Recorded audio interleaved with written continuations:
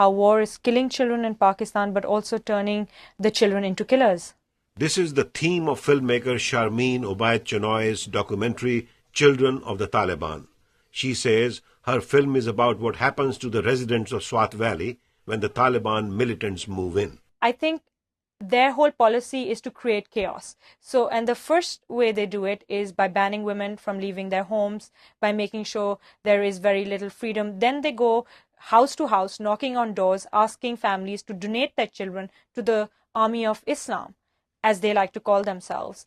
Her journey begins at a rehabilitation center in Peshawar, where she talks with some of the young victims caught in the crossfire of this war.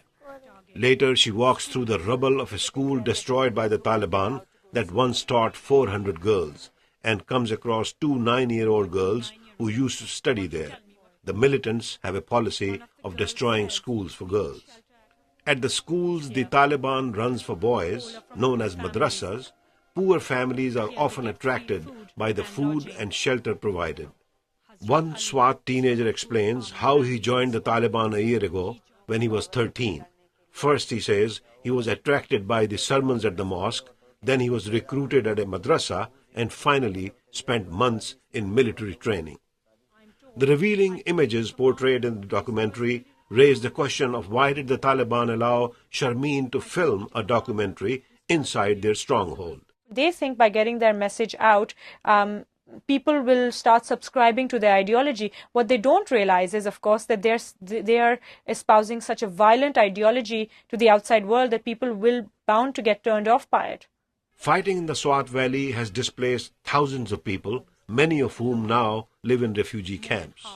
In the documentary, two young men are featured among the hundreds of displaced children. Wasifullah and Abdur Rahman are best friends. Wasifullah says his 12-year-old cousin was killed by an American missile strike on his village near the Afghan border, so he wants to join the Taliban. But his best friend Abdur Rahman blames Al-Qaeda for the destruction of their village.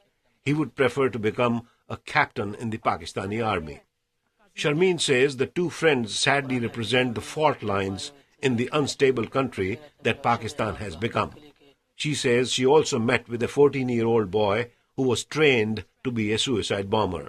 He's gone through a formal 6-week training course with the Taliban, and he was recruited from a local mosque in the Swat Valley. She is told by a Taliban recruiter that there is nothing wrong in using children because they are tools to achieve God's will. If you are fighting, he says, then God provides you with the means. She says there are 80 million children in Pakistan, many of them living in poverty. If the militants continue to expand their war and to recruit children freely, as they do now, she says, then Pakistan may soon belong to them. Ravi, Khanna, VOA News, Washington.